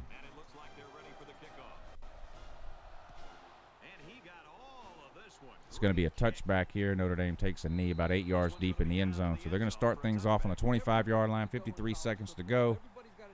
And a long way to go. 2 timeouts. We'll see what they can do. Right now, this offense is moving the ball, but they're not finishing the drive. They got to execute better down closer to their opponent's territory. Lots of room up the middle. Going to be a little bit short of the 1st down, though. Nowhere to throw, so he took off running, gained 9 yards. 2nd and 1. Notre Dame calls a timeout. They've got 1 remaining. Ian Book comes out shotgun, 4 wide, changes to play. Snap. Good protection. Fires to the right-hand side, complete. Georgia playing a soft zone there. And Notre Dame's going to have the ball up just inside the 48-yard line. 41 seconds to go. They need about 20 yards to get into field goal range. Shotgun, back to throw. Fires complete up to the 35-yard line. Notre Dame on the move. They're not going to call a timeout. They're going to hurry. 35 seconds. Clock stops to move the chains. Book's back to throw. 33, 32, 31. Book back to throw. Good protection. Fires over the middle again. Caught again. Good for another 1st down up to the 24-yard line. 26 seconds to go. Shotgun, 4 wide. 1st and 10 on the 24-yard line. Back to throw. Good protection. Fires. Caught again. Jesus. It looks like Georgia's just content to let him catch these 10-yard passes time and time again. They're going to have to tighten up now, though. Notre Dame is threatening here down inside the 15-yard line now. Inside the 10-yard line. 1st and goal. 18 seconds to go. Notre Dame still does have the one timeout remaining. They come out shotgun, 4 wide. Book back to throw, looks in the end zone, fires. Intercepted in the end zone by the Dogs. Who is that? Was that Stokes again? No, Stokes is 27. Who is that? Tyreek McGee. My dude in that. Just the way Kirby Smart drew it up, let him drive all the way down the field and then rip their heart out in the end zone with another interception. Book's second interception of the day. Fromm keeps, has some room, breaks a tackle because he's a tank. Out to the 35-yard line. That's probably going to be the last play of the half, I would imagine. Georgia's going to try to run another one, I guess. Shotgun. It's going to be just fires over the middle, complete to DeAndre Swift for about 5 yards, and that is going to take us to halftime.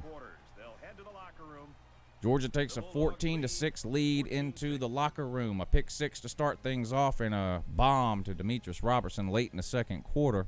2 field goals for Notre Dame. And the Bulldogs are up by 8 here as we get ready to start the second half. Round number 1. The number 1 seed, Georgia Bulldogs, versus the number 4 seed, Notre Dame Fighting Irish, in the We Wish We Could Win a Natty This Century playoffs here on YouTube.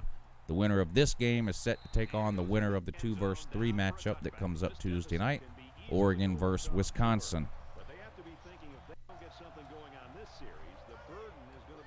Notre Dame's back to throw here after receiving the kickoff. Fires deep down the middle. Intercepted again. The 3rd interception now for Ian Book. Tyson Campbell this time on the move. Breaking tackles up around the 25 to the 20. They finally bring him down around the 19. Jesus, he broke more tackles on that interception than I've seen any Georgia running back break all game.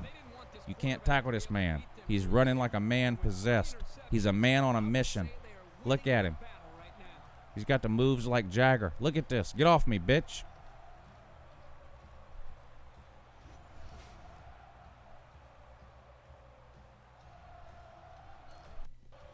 General says halftime video. No need. No need, I don't think. Swift up the middle. Lots of room. Up to the 10. Tackled, looks like right around the 10-yard line. They're going to mark him just short of the first down, though. It's going to be 2nd and 1 right at the 10-yard line here. Fromm keeps, has some room, up near the goal line, falls forward, just short of the goal line. Is inside the 1. 1st and goal from the inch line here for the Dogs. Shotgun. DeAndre Swift. No, Fromm keeps and gets into the end zone.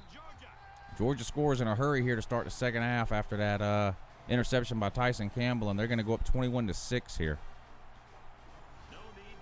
This is getting to be alarming.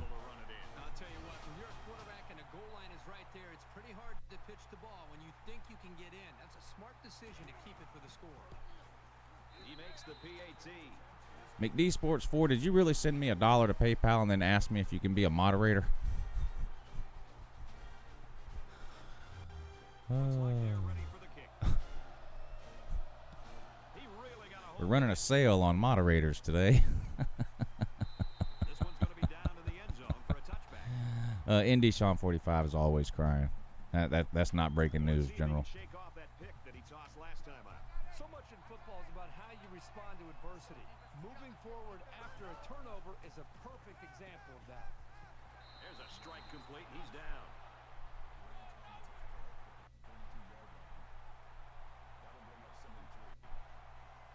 Book back to throw. Probably not a good idea considering his track record, but he hits one this time deep down the right-hand side. 41-yard gain to Claypool that time. Huge play for Notre Dame. They're in business now, 1st and 10 at the UGA 26-yard line. Notre Dame desperate for a touchdown. 2 field goals so far in the game is all they have. They trail 21-6. Book to throw again all day. Fires complete and then rocked. They're going to say he got the first down, which I disagree with, but that's neither here nor there. So 5 wide now for Notre Dame. Book back to throw. 3-man rush for Georgia. Fires over near the sideline, complete for a short gain. Picks up 3 yards before he falls out of bounds. 2nd and 7. 5 wide. 5 wide again, booking a shotgun, back to throw. Georgia rushes 3, all day to throw. Georgia playing coverage here. Fires short again, but complete. Going to pick up another 3 or 4 yards. 3rd and 3 this time. And he tackles him hard at the 9-yard line.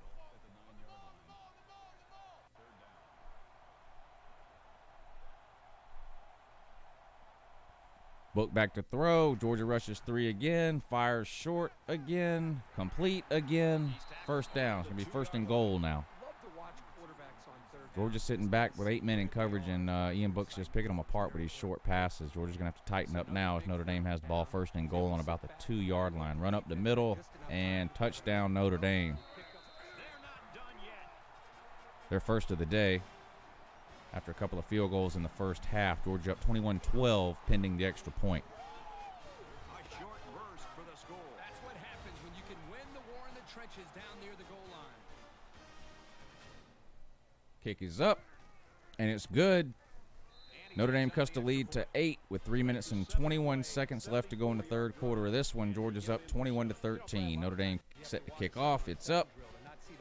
Georgia's going to field this one about 5 yards deep in the end zone, and they take a knee again. Swift that time takes the knee in the end zone. Georgia will have the ball 1st and 10 on its own 25. And here comes the offense again. They'll try to make it 2 touchdowns in 2 possessions.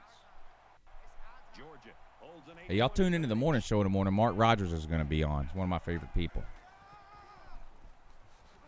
Y'all check that out. It'll be on this channel, 8-ish, 8:10 or so. You guys know how that goes. Mark Rogers, special guest tomorrow. Fromm keeps again, good for a 1st down. Coming up on 3 minutes to go in the third quarter. Georgia up 21-13. 1st and 10 now, Dogs up on their own 39-yard line. Shotgun 4 wide. Fromm fakes the handoff to Swift and is eaten up by the end. Going to lose 3 yards there, 2nd and 13. But if you keep running it, it'll create some big play opportunities. 2nd and 13. Ball on the 36-yard line. Empty backfield. Quarterback in the Fromm in the shotgun again. A rare running play here for the Dogs. Picks up 1 yard. No, 3 yards. It was 2nd and 12, whatever it was. 3rd and 9 now for Georgia, though. Shotgun. 3 wide receivers now for Fromm. Hands to Swift again. Has some room. Breaks a tackle, but not the 2nd tackle. Not enough for the 1st down. It's going to be 4th and 5. Notre Dame's defense stands up on that possession, forcing a Georgia punt. Doesn't look like he's going to have much time to get rid of this punt. Snap is good, and the kick is away. Notre Dame's going to field this one at their own 10-yard line, up to the 15, the 20, to the 25. Breaks a tackle and then forced out of bounds around the 28-yard line. Notre Dame and Ian Book will take over 1st and 10 now with 2:07 remaining in the third quarter and trailing by 8. Book's back to throw. Fires out of bounds. Nowhere to go with that one, so he just got rid of it. 2nd and 10 now for Notre Dame. 2nd down, 10 yards to go. Ball on the 27. Ian Book fakes the handoff. Fires complete. Short of the 1st down, though. 3rd and 3 now for Notre Dame. Georgia's defense trying to get off the field here. Booking a shotgun with 4 wide. He's back to throw. Georgia rushes 4. Book fires short and complete. Just enough for the 1st down before stepping out of bounds. Georgia playing very soft on the corners here this half in this game. Notre Dame picking up yards. Little swing pass out to the wide receiver. Picks up 5 on 1st down. 2nd and 5 now. Taking advantage of that soft coverage Georgia's playing. Really playing off the receivers here. No press coverage for the Dogs. Ian Book, play action. Fires over the middle, incomplete. Going to bring up 3rd and 5 now. So we're looking at another 3rd down here. There's nothing wrong with ramen noodles, just FYI. Notre Dame fires complete to the right-hand side. Breaks a tackle and gets loose. Georgia knocks him out of bounds, but not before. He gets up to about the 30-yard line. Big play for Notre Dame there on 3rd and 5. Klaus Claypool again. Ian Book now over 300 yards on the day, but, of course, does have the 3 interceptions. 1st and 10 for Notre Dame. Ian Book keeps up the middle. He's hit, falls forward for a couple. They're going to say he got 3 yards there. 2nd and 7 now. Notre Dame's up on about the 27-yard line of Georgia. Shotgun 3 wide. Book back to throw. Georgia rushes 4 all day to throw. Now the protection breaks down, and they do get to him. Sack. He actually fumbled, but the offensive lineman fell on it for Notre Dame, so they avoid what would have been Ian Book's 4th turnover there, and it's going to bring up 3rd and 13 for the Fighting Irish. It better not be no Notre Dame comeback. I don't want to have to get all ornery out here at the end of this game. Just give me a Georgia win, and we'll move on to the next round. That's all I want. Come on, dogs. Please don't let me down. Notre Dame sets up the screen, but they forgot to send any blockers. 4th and 10 now for Notre Dame. Decision time. They're going to try a long field goal here. This is going to be a 48-yard field goal for Notre Dame. They set up on the right hash. The snap is good. The kick is up. It's long enough, and it is good. Notre Dame with a 48-yard field goal to cut the lead to 5. They now trail Georgia 21-16 with 37 seconds to go in the 3rd quarter. That was probably the most exciting quarter we've had so far, at least for Notre Dame offensively anyway. DeAndre Swift's going to get a return this time up close to the 30-yard line before he is not tackled and then is tackled at the 35. I don't know what happened there. He was clearly tackled at about the 30-yard line. I guess the referee didn't blow the whistle. I don't know. Point is, he kept running. Georgia's going to take over 1st and 10. Shotgun, 3 wide. Tight end goes in motion. Fromm is back to throw. Fires complete to Swift out in the flat. Makes the first man miss, but then runs into a gang of defenders there and is tackled after picking up 4. 2nd and 6 now for the Dogs. Shotgun again, 3 wide. Fromm's back to throw. Looks over the middle. Fires out to the flat over the head of DeAndre Swift. Incomplete. Sailed over his head there. It's going to be 3rd and 6 now for Georgia.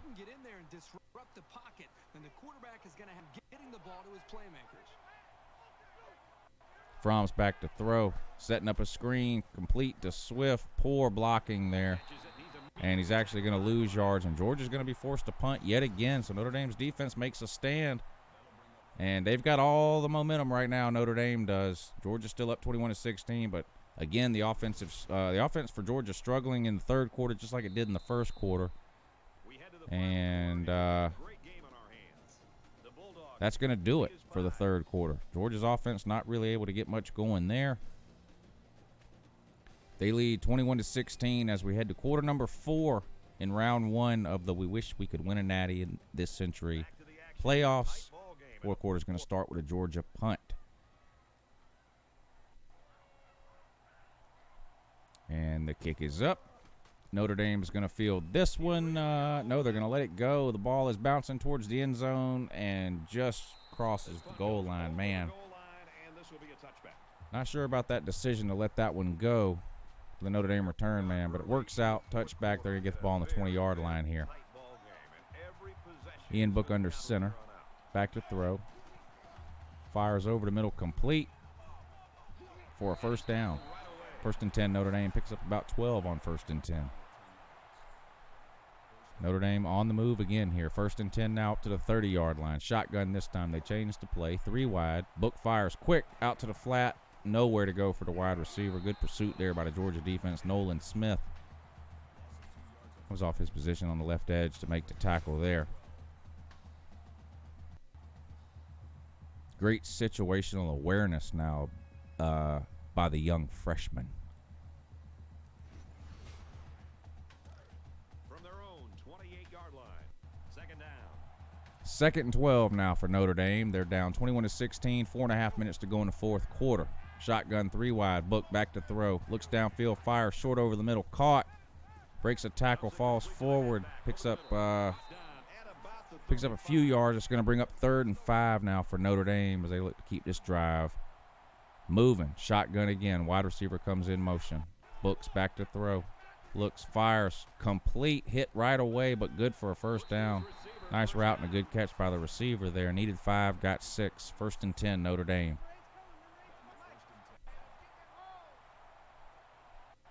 Yeah, you forgot to block that guy.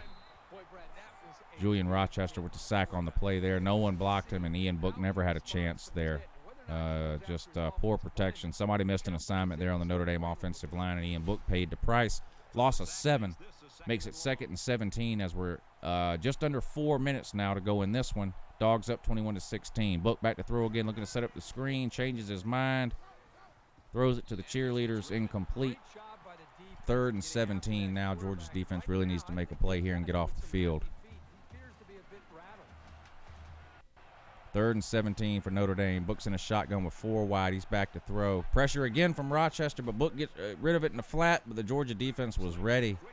Picked up 4 or 5 yards, but needed 17. That's going to bring up 4th and 13, and Notre Dame's going to be forced to punt here with 3 minutes and 38 seconds to go in the 4th quarter. And watch out, they're going to bring the heat right here. Kick is away, and Georgia will receive this one on the 20 up to the 25, the 30. Breaks a couple of tackles before he's wrestled down around the 35-yard line. So a pretty good return there for Brian Harry, and the Dogs will set up on the 35-yard line. 1st and 10, looking to milk the last 3.5 minutes off the clock of this one. Get themselves a win. They come out in a shotgun, 3 wide. Swift off the right-hand side, puts the stiff arm out, but there's no one there to receive it. Gains 7 on 1st down, 2nd and 3. What's up, Bo Weevil? From back, shotgun 3 wide, 2nd and 3 now. 3:05 and the clock is running. And it looks like Georgia's content to milk this thing here, and I don't blame them one bit. Their offense has struggled for most of the day today. Georgia would be perfectly happy to get out of this one with a 5-point win.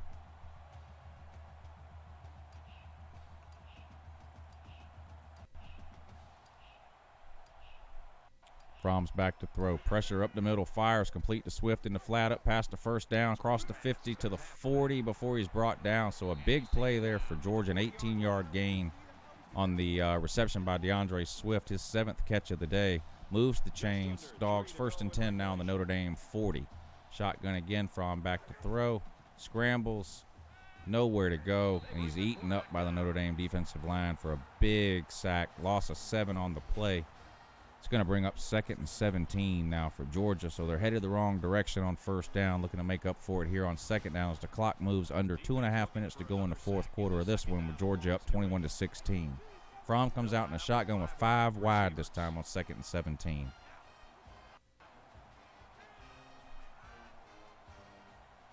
Milking the clock, just letting it run. Notre Dame still has all 3 timeouts. They're going to have to start using them pretty soon. Georgia gets another 1st down, Notre Dame's going to have to use their timeouts for sure. 21-16, Dogs on top, round 1. We wish we could win a natty playoffs here on YouTube. Georgia to 1 seed versus Notre Dame to 4 seed. Fromm back to throw. Notre Dame rushes 4. Good protection. Fromm fires to Blaylock. Short. Going to pick up what they lost on 1st down, though, and bring up 3rd and 10 now. 3rd down now, and they need to get it down to the 30. Notre Dame did call a timeout there. Handoff to Swift up the middle. Notre Dame was ready. Georgia fails to get the 1st down, and they're going to send the punting unit out on the field here with 1:48 to go. Notre Dame's going to have 1 timeout left after they receive this kick here. The punt is away. Going to try to pin them deep. Ball sails out of bounds. Let's see where they mark it. Wow. They're going to mark that dead at the 1-yard line. Notre Dame's got 99 yards to go to win this one. Book comes out in a shotgun in his own end zone. Fires complete short to the right-hand side. A gain of 7. Clock is going to keep running here as Notre Dame chooses to save its 1 remaining timeout. And Book is going to spike the ball there on 2nd down. So 3rd and 3. Notre Dame spikes the ball on 2nd and 3, conserving their 1 timeout. 3rd and 3 now for Notre Dame on about the 8-yard line, their own 8-yard line. They trail 21-16. A field goal does them no good. Book back to throw, standing at his own goal line. Nowhere to go. Fires, hit, incomplete. Hit as he threw. Ball went nowhere. Big play for the Dogs defense there. 4th and 3. Game on the line now for Notre Dame. Ian Book is in a shotgun. He's back to throw at his own goal line again. Nowhere to go. Looking, fires. Intercepted by Tay Crowder at the 5, and he stumbles into the end zone for a touchdown. Now that was something serious. Tay Crowder, former running back, converted linebacker. A pick six on 4th and 3. Georgia's second pick six of the day, and the Dogs are going to take a 28-16 lead now with 1:22 to go in this one. Big play by the Georgia defense there. Book tried to make something happen. It was 4th and 3. Hard to blame him for that. When he had to make something happen there, he tried to fit it into a tight window, and unfortunately for him, didn't work out. He must have forgot to eat his Lucky Charms this morning. All the luck he's had has been of the bad variety today. That's his fourth. I believe that's his fourth interception of the game. It is his fourth interception of the game. Georgia kicks it off into the end zone where Notre Dame takes a knee. So with 1:22 to go and trailing by 12, Notre Dame's going to take over here on their own 25-yard line, 1st and 10. One timeout remaining for Notre Dame. Shotgun, 3 wide receivers, Book back to throw, surveys the field, fires deep down the right-hand side. Receiver open, but was he in bounds? Claypool made the reception, but did he get his foot down? They're going to take a look at it here. It was close. He was wide open, a good corner route. It looks like he probably had a foot in. And they're going to give him the catch. It did look like he had a foot in there. So good play by Claypool, good throw by Book. 1st and 10, Notre Dame on their own 48-yard line. Book's in a shotgun. He's back to throw. Georgia rushes 3. 8 in coverage. Fires short, complete. Nothing much, though. Gains 3. Georgia playing a prevent defense here. Notre Dame picks up 3 on 1st down. 2nd and 7. They need 2 touchdowns to win.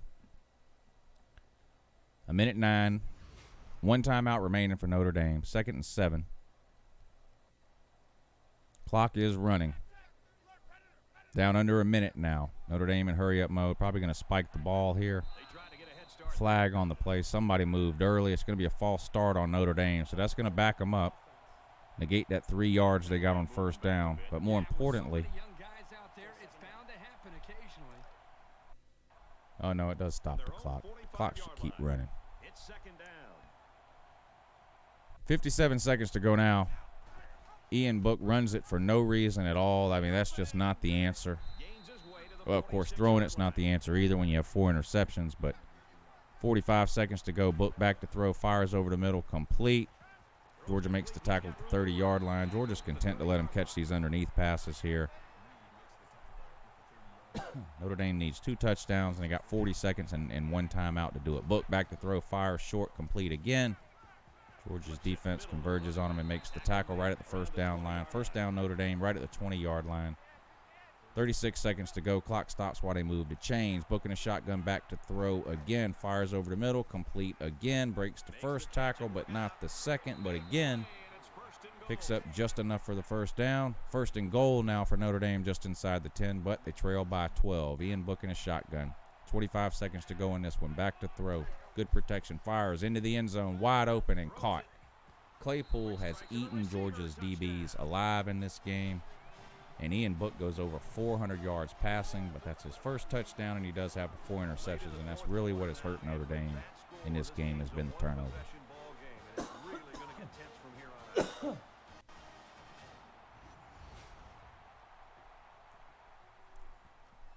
Extra point attempt here is up, and it is good. And we're going to see an onside kick attempt here as Notre Dame now trails 28-23 with 20 seconds to go and only 1 timeout remaining. Can Notre Dame get the onside kick? No, they cannot. Georgia recovers, falls down on about the 48-yard line of Notre Dame, and we are 2 plays away from this game being, well, 1 play, 2 plays away from Notre Dame's got the 1 timeout. So we're 2 plays away from this one being over. Georgia in victory formation here. Fromm's going to take a knee. One of the best plays he's had during his career, during his time at Georgia, has been taking a knee. Notre Dame uses its last timeout. Fromm takes a knee again, and that's going to do it. The clock is going to wind down to 0-0 here, and Georgia is going to win a nail-biter here in round 1 of the We Really Wish We Could Win a Natty This Century playoffs here on LouTube. The 1 seed, Georgia, comes out on top, 28-23 over the 4 seed Notre Dame. Georgia now set to take on the winner of Tuesday night's game between the 2 seed Oregon and the 3 seed Wisconsin. Georgia punches its ticket to the championship game. How'd you guys like that one? At least we had a close one. At least it was close. But it did seem like a boring game. Didn't that seem like it seemed like a boring game to me. Georgia's offense was non-existent here. I mean, 2 defensive touchdowns in this game, and that was the difference in the game. Let's just be real. That second defensive touchdown was the difference in the game. You take away even one of those defensive touchdowns, and Georgia loses. So the defense wins again. But all the Fruit Loop drooling Georgia fans will say, but all Fromm does is win. Yeah, he won the game. Whee! Yeah. So, anyway, that's that. It has to be. What'd y'all think about that one? And what do you think about Oregon, Wisconsin? What are we going to get there? You know what? I'm going to go with I'm going to go with Oregon. I really like Jonathan Taylor, but I'm going to go with Oregon in that. I'm marking it down now. I'm going with Oregon on Tuesday night. I think they will. I think they can handle Wisconsin. I'm expecting a good game, though. They better find a way to contain Jonathan Taylor because he can be a big problem if you're not ready for him. Anyway, that's going to do it for tonight's stream, though, guys. I really appreciate y'all hanging in there with me over the last couple of weeks. It's been a bumpy road here on YouTube with the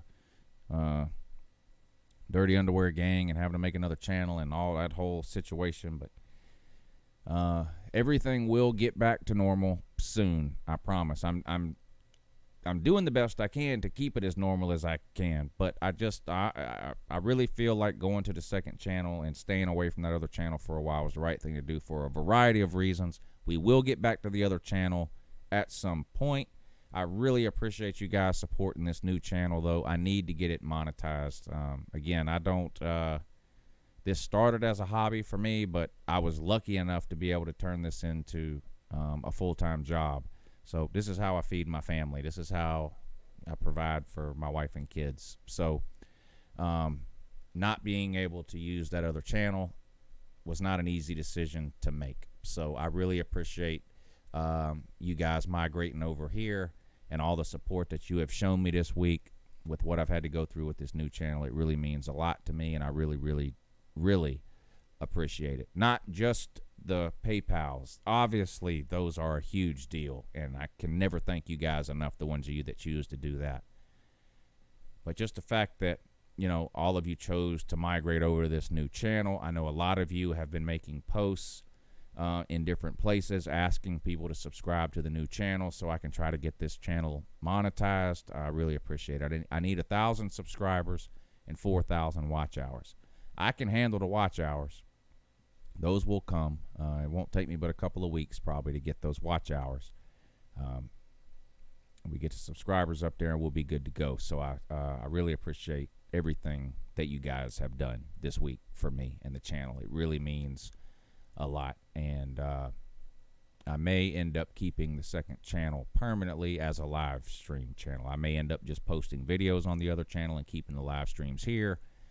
I really don't know. But anyway, point is, you guys mean the world to me. I appreciate all the support you've shown me this week, especially, you guys support me all the time, but especially this week when I really needed it. You guys have come through like champs. So again, thank you. I can never thank you enough. I love each and every one of you, and I hope to see all of you at 8 a.m. tomorrow morning for the morning show. Have a good morning.